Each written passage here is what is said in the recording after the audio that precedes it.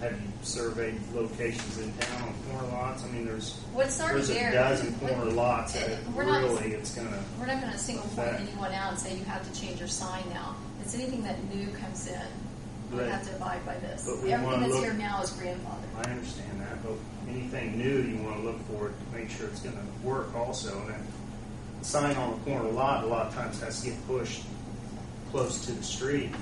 A good example is the gas station on Lincoln Street in Maine.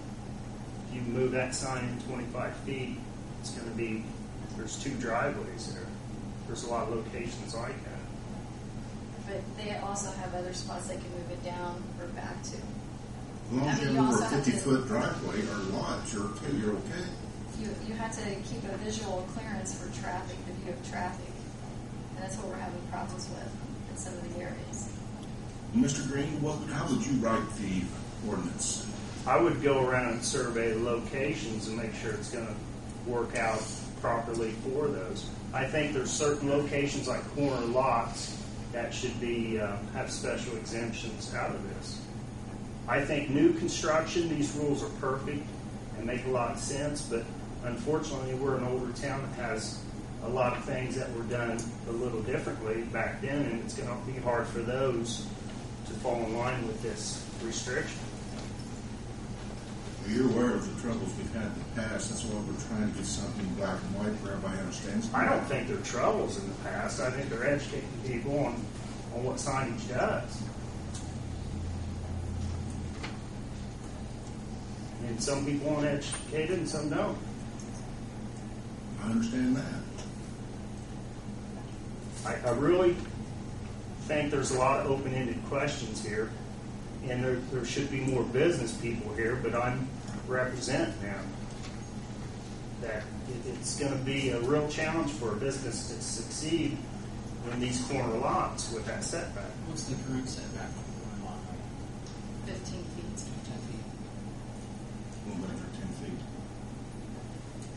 Which is it's a huge deal with a lot of those lots. Okay, now Kathy, explain why we're going back 25 feet. For visual. I mean, there's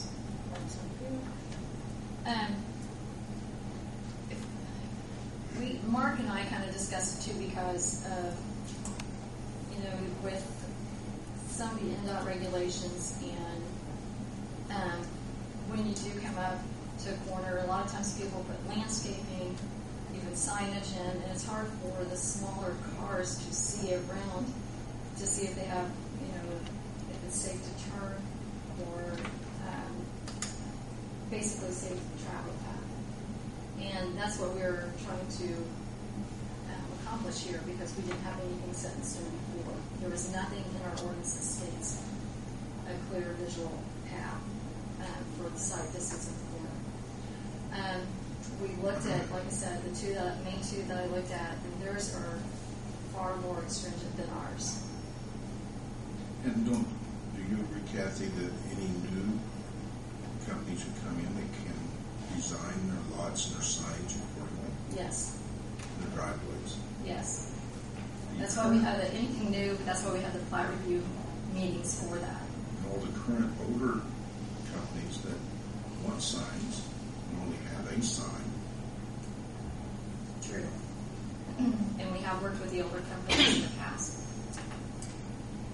Is there any wrecks or anything that's been occurred from a sign being in the way? That I cannot answer. The police department has to go back and do a study to see how many accidents, have occurred. One other question. If a sign, if this ordinance does go through and a new owner comes in and buys a lot, and the sign will still be grandfathered in if they don't do anything new with if they just come in and take over a building, change the name? True.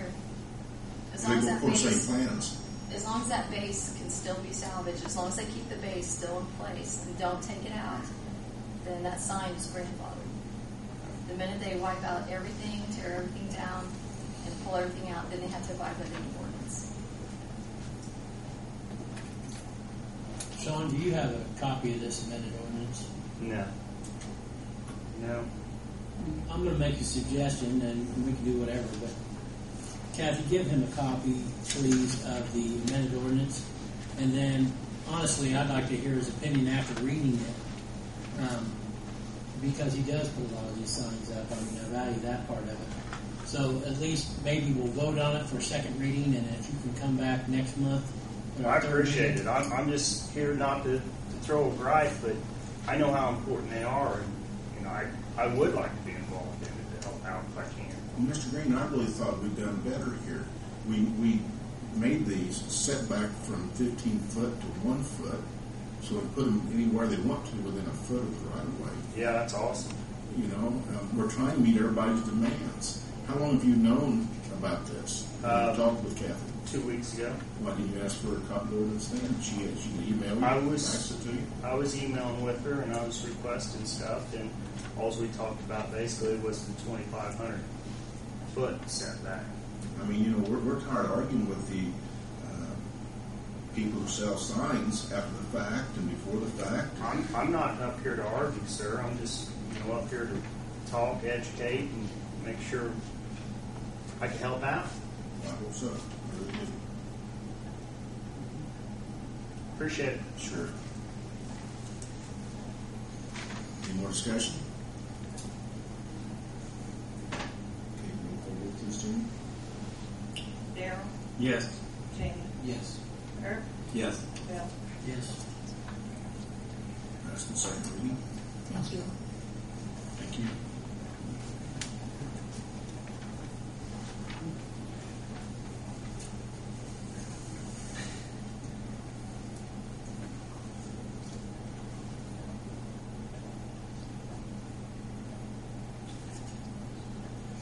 So I guess we want to delay this a month then. So if somebody comes in with a sign right away, they're going to have to wait a month to get their 1 I'd foot like to hear. variance. I'd like to hear what he's got to say after reading the ordinance. I mean, I don't think it's going to hurt to wait on. I don't think it will either. My opinion. But they'll have to go by the old rules. Yes. Well, what is right now for those Yes. 30 days. All right, well, everybody understands that.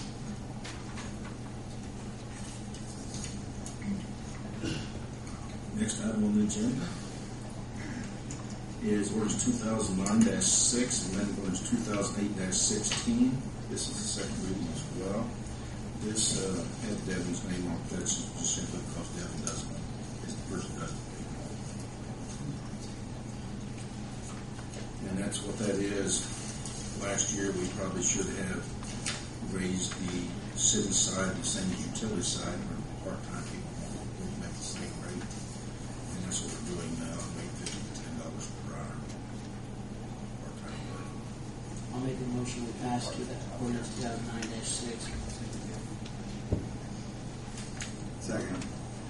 Discussion? No discussion, roll call, vote, please, Chief. Bill, Yes. Darryl, Yes. Herb, Yes. Jamie. Yes. We suspend the rules on that. Yes, we can. I'll make a motion to suspend the rules for the third reading. Second. Discussion? Roll call vote, please, Chief. Bill, Yes. Herb, Yes. Darryl, Yes. Jamie. Yes. Let's see. Make a motion to pass ordinance 2009-6 now read. Second. Discussion? Vote. Bill, Yes. Herb, Yes. Darryl, Yes. Jamie. Yes. So passed, thank you, Ken.